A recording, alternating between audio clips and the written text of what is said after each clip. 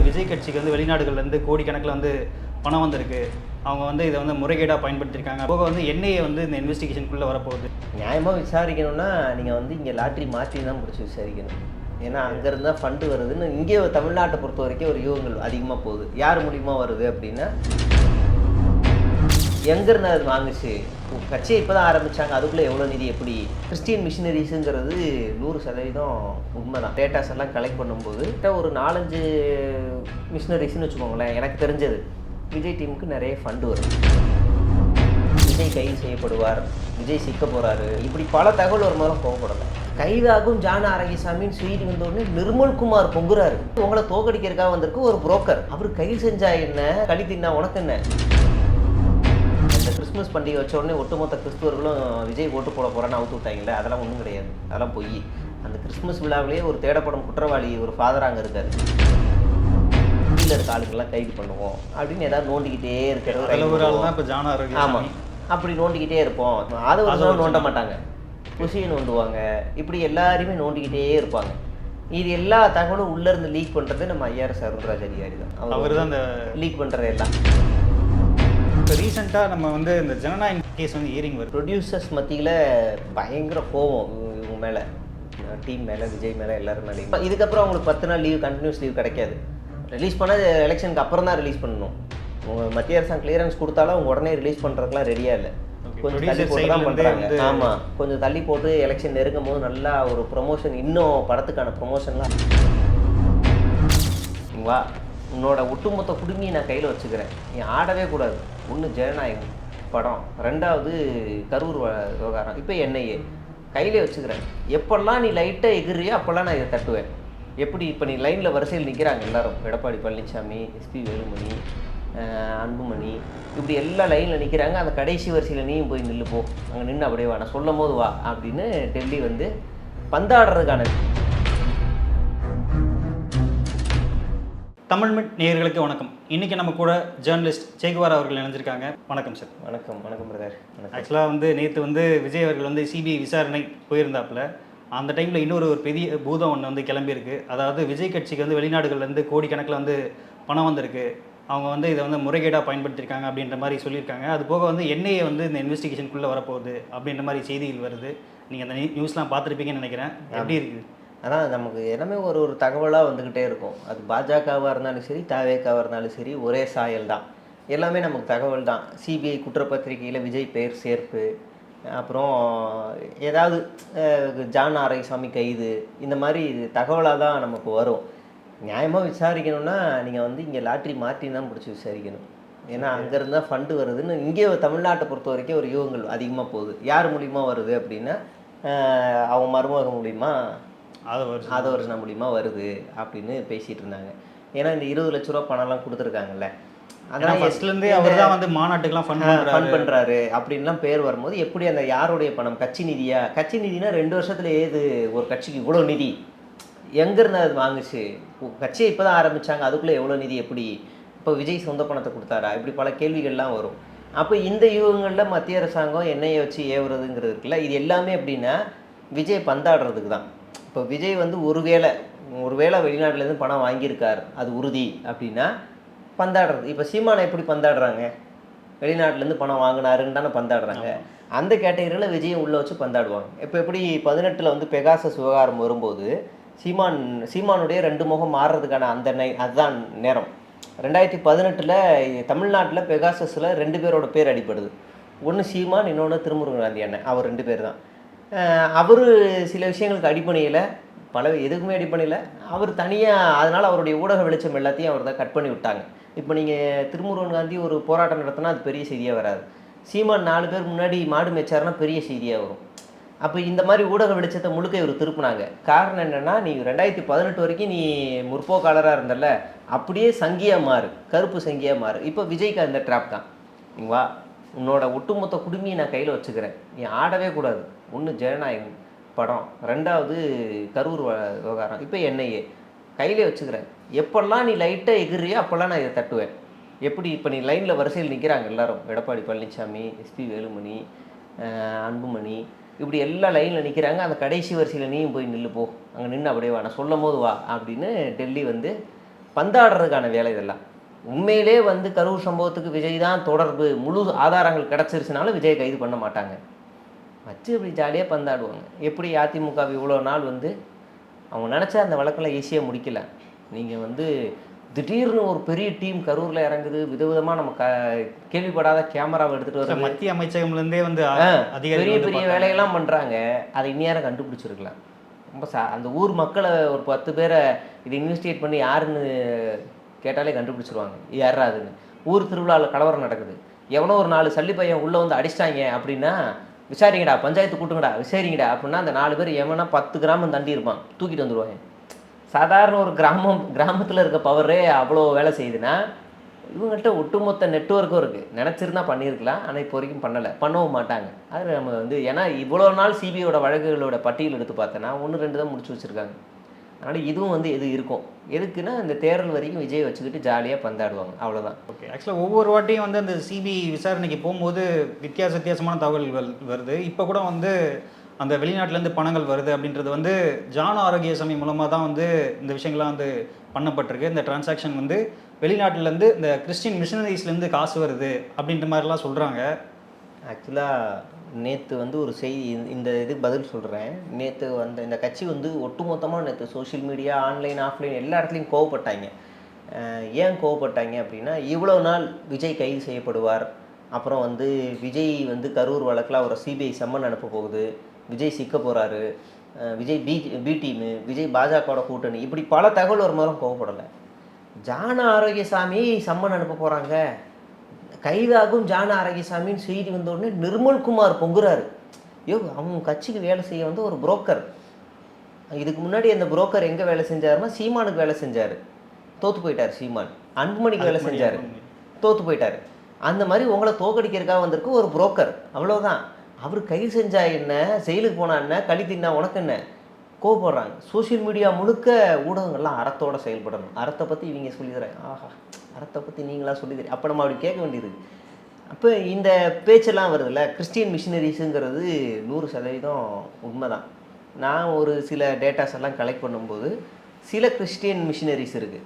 இந்த கிறிஸ்மஸ் பண்டிகை வச்ச உடனே ஒட்டுமொத்த கிறிஸ்துவர்களும் விஜய் ஓட்டு போட போகிறேன்னு அவுத்து விட்டாங்களே, அதெல்லாம் ஒன்றும் கிடையாது, அதெல்லாம் பொய்.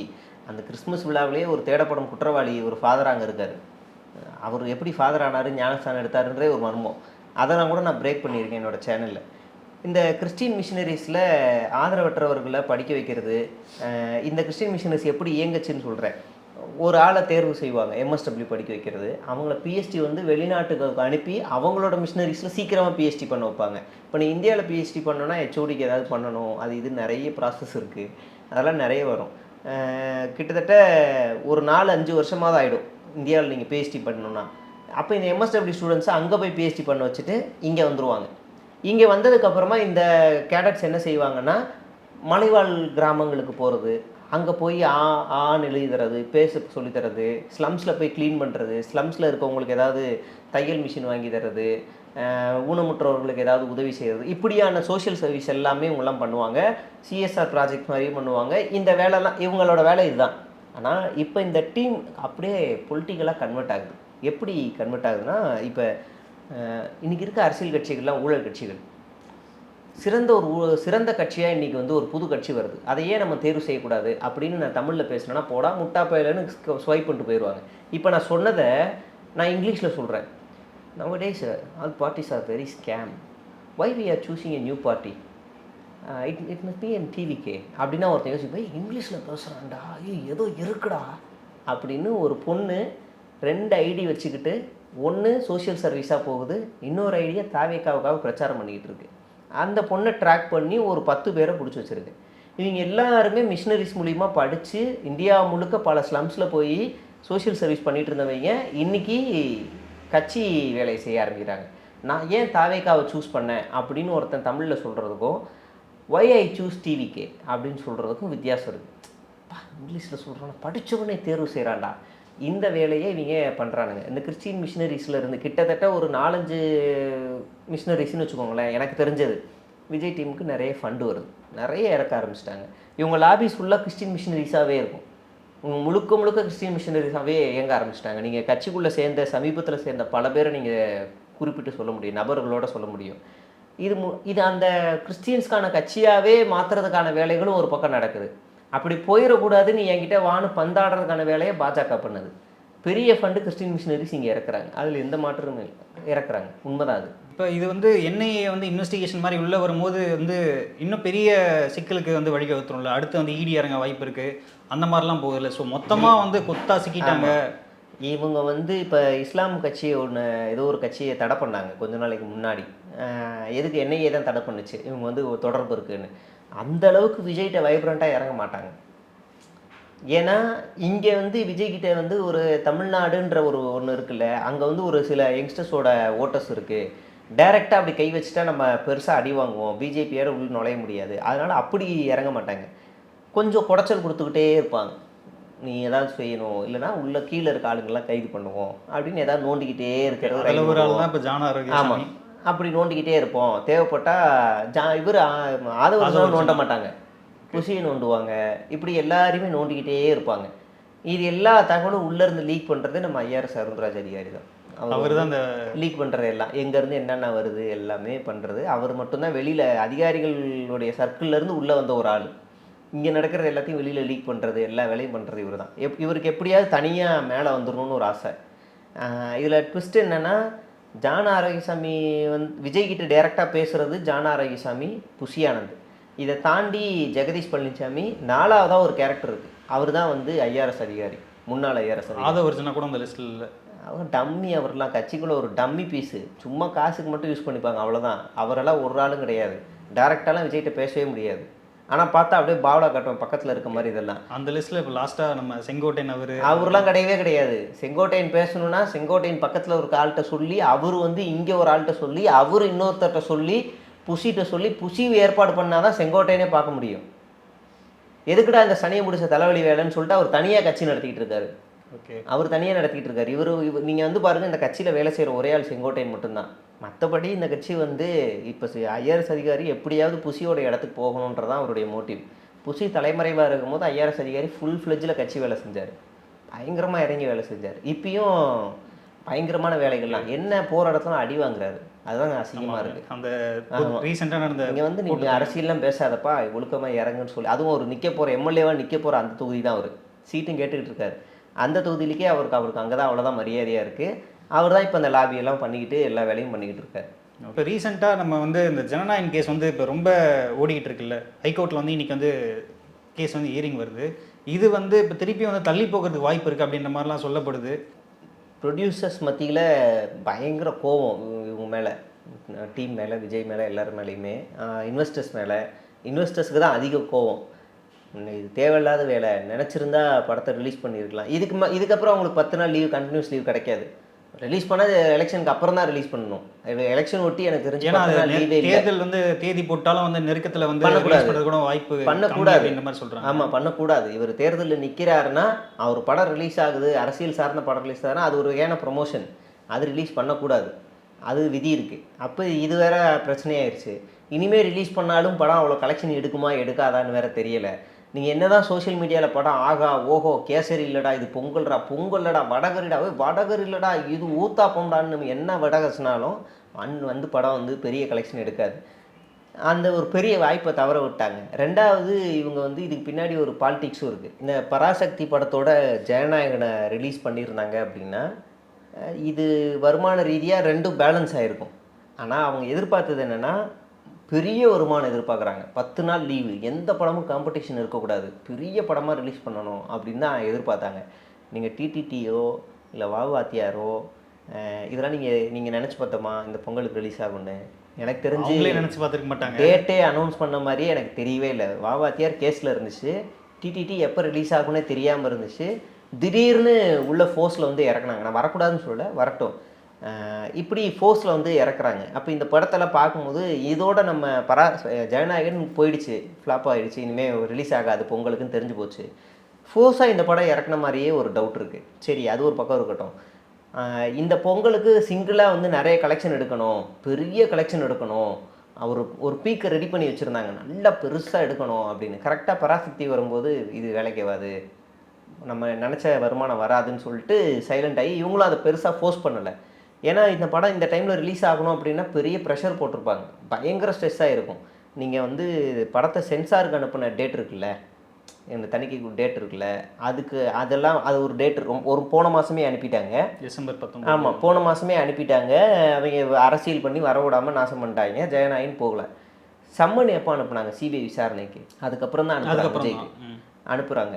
இவர் தனி விமானம் கிளியரன்ஸ் கேட்குறாரு, தனி விமானத்துக்கு போயிட்டு வர கிளியரன்ஸ் கேட்குறாரு. அது உடனே கிடைக்குது. இப்போ உங்களுக்கு டெல்லி வரைக்கும் ஒரு சப்போர்ட் இருக்குது, ஏதோ ஒரு பெரிய ஆள் இருக்குது, அதை நான் போகிறாரு, முக்கியமான நபர்களை பார்க்குறாரு, பேசுகிறாரு, எல்லாம் நடக்குது. ஒரு படத்துக்கு சான்றிதழ் வாங்க உங்களுக்கு வக்கு இல்லை. போய் ஒரு ஃப்ரெண்ட்லியாக பேசியாவது வாங்கியிருக்கலாம், இல்லை இங்கே நின்று சண்டையாவது போட்டிருக்கலாம். எதுவுக்குமே லாய்க்கு இல்லாத வாயே திறக்கலை. கீழே இருக்க கட்சிக்காரன், சொந்த கட்சிக்காரன் கத்துறான், மாட்டு கட்சிக்காரன் கத்துறாங்க, சிஎம் சொல்கிறாரு, அவர் சொல்கிறாரு, ராகுல் காந்தி சொல்கிறாரு, எல்லாரும் சொல்கிறாங்க. கடைசி வரைக்கும் நீங்கள் அப்படியே சைலண்ட்டாக இருக்காங்க. அப்போ நம்ம உள்ளே போய் விசாரித்தா ஜெயநாயகன் படம் வந்து 2 மாநாடுக்கு சமம், அது வரைக்கும் கட்சி வேலை யாரும் செய்யாதீங்க அப்படின்னு ஒட்டுமொத்தமாக கட்சி ஆளுங்களுக்கு இன்ஸ்ட்ரக்ஷன்ஸ் கொடுத்துருக்காங்க. எது இந்த கேசரி 2 மாநாடுக்கு சமமா? முதல்ல மாநாடே எதுக்குடா சமம்? உலகத்திலேயே அரை மணி நேரம் ஒரு மாநில மாநாட்டை முடிச்சுட்டு போன ஆச்சரியக்குறிகளாக இருக்கீங்க. நீங்கள் 2 மாநாட்டுக்கு சமம்னு இதை வேற சொல்கிறீங்க. ஐயோ, எனக்கு அதுக்கு மேலே சரி ப்ரோ, நீங்கள் வைங்க ஃபோனை, அவர் சொன்னு இதுக்கு மேலே எனக்கு கேட்குறதுக்கே வெறுப்பாக, வச்சுருங்க ஃபோனுன்னு நான் வச்சுட்டேன். நான் இந்த அளவு அவங்க வந்து ஜனநாயகனை பராசக்தியோட மோத விட விரும்பலை. ரெண்டாவது, இதுக்கப்புறம் அவங்க வந்து போட்ட பணத்தை எடுக்க முடியுமான்ற டிஸ்டர்ப்லேயும் இருக்காங்க. அதே நேரத்தில் எலெக்ஷன் அறிவிக்க போகிறதுக்கு ஒரு வாரத்துக்கு முன்னாடி இதை ரிலீஸ் பண்ணுறதுக்கான வேலைகள்லாம் பண்ணுறதுக்கான வேலைகளையும் ஓடிக்கிட்டு இருக்கு. ஏன்னா அப்போ நல்லா பீக்கில் ஓடும், அது ஒரு பிரச்சாரத்துக்கு யூஸ் ஆகணும் பிளான் பண்ணுறாங்க. என்ன நடக்குன்னு நமக்கு தெரியல. மத்திய அரசாங்கம் கிளியரன்ஸ் கொடுத்தாலும் அவங்க உடனே ரிலீஸ் பண்ணுறதுக்குலாம் ரெடியாக இல்லை, கொஞ்சம் தள்ளி போட்டு தான் பண்ணுறாங்க. ஆமாம், கொஞ்சம் தள்ளி போட்டு எலெக்ஷன் நெருங்கும் போது நல்லா ஒரு ப்ரொமோஷன், இன்னும் படத்துக்கான ப்ரொமோஷன்லாம் ஐபி ஏற்றி விட்டு பண்ணலாம், அதுக்கான வேலைகளும் நடக்குது உள்ள.